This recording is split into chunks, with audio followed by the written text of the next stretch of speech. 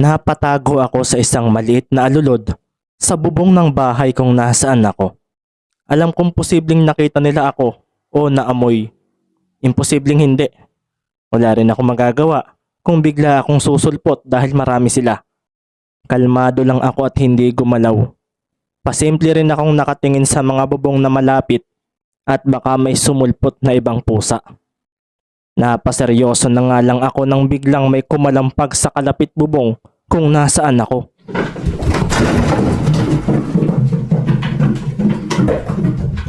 Doon na nga ako lalong napatago at kasabay noon ay ang sunod-sunod na pagragasa ng mga yabag doon. Hindi ito maganda.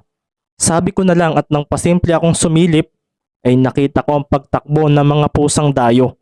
May hinahabol silang mga daga at doon ako agad na napatago muli dahil gusto kong makalayo sila hanggang sa may tulay ng malaya. Nang mangyari nga iyon ay doon ako umultaw at bigla akong napadamba nang may kumulbit sa akin mula sa likuran. Isang itim na pusa, si Kif.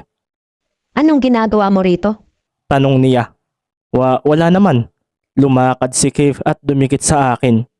Bigla akong kinabugan ng dibdib nang mangyari iyon.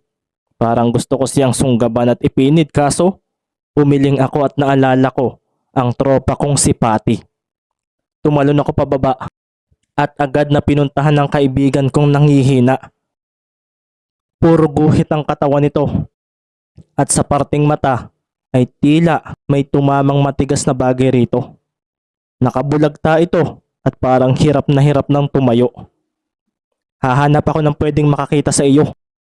Pupuntahan ko si Luffy.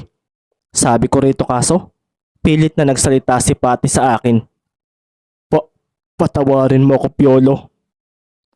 Malaki ang kasalanan ko sa iyo. Huwag ka nang magsalita.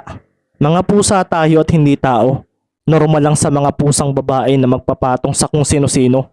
Isa pa, marami pang pusang babae akong makikita. Ang mahalaga ngayon ay maialis kita rito. Tama, pupunta ako sa bahay ng tagapagpakain mo. Seryoso kong sabi kay Patty na bumulagta na ang katawan.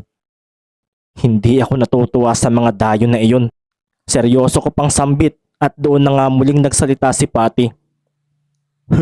Hindi sila ang may gawa nito. Umalis ang tagapagpakain ko at pagkatapos ay dumating sa bahay niya ang kanyang ama na lasing. Nakita niya akong kumakain ng ulam sa lamesa at doon na nangyari ito.